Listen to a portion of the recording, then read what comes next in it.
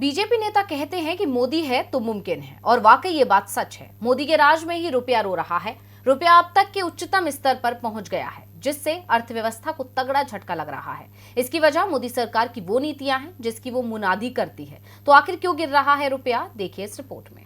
जब देश में मनमोहन सरकार थी तो मोदी गिरते रुपए को लेकर उन्हें जमकर घेरते थे, लेकिन अब जब उनकी सरकार आई तो रुपए में गिरावट इस कदर आई कि इसने रिकॉर्ड ही बना दिया। रुपया डॉलर के मुकाबले रिकॉर्ड निचले स्तर पर पहुंच गया है। $1 की कीमत 81 रुपए के पार पहुंच गई है। शुरुआती कारोबार में ही डॉलर के मुकाबले रुपया 39 पैसे टूटकर 81 रुपए 18 पैसे के निम्न स्तर पर पहुंचा। इससे पहले गुरुवार को रुपया 83 पैसे की बड़ी गिरावट के साथ 80 रुपए 79 पैसे के रिकॉर्ड निचले स्तर पर बंद हुआ था। रुपए में ये 7 महीने की सबसे बड़ी एक दिनी गिरावट थी। रुपया पहली बार 20 जुलाई को डॉलर के मुकाबले फिसलकर 80 के पार 80 रुपए 5 पैसे के स्तर पर बंद हुआ था। इस साल अब तक रुपए में करीब 8.48% की गिरावट आई है। रुपए में गिरावट की वजह अमेरिकी central bank US federal reserve के फैसलों को बताया जा रहा है। अमेरिकी central bank US federal reserve ने महंगाई पर नियंत्रण पाने की अपनी कोशिशों के बीच लगातार तीसरी बार ब्याज दरों में बढ़ोतरी की। फेडरल रिजर्व के चेयरमैन जेरोम पोवेल ने ब्याज दरों में 0.75% की बढ़ोतरी की है।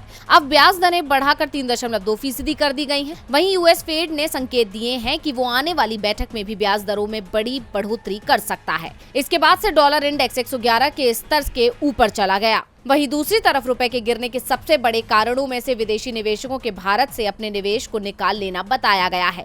एक अनुमान के अनुसार पिछले कुछ महीनों में विदेशी पोर्टफोलियो निवेशकों ने भारत से करीब 2320 अरब रुपए से ज्यादा निकाल लिए हैं।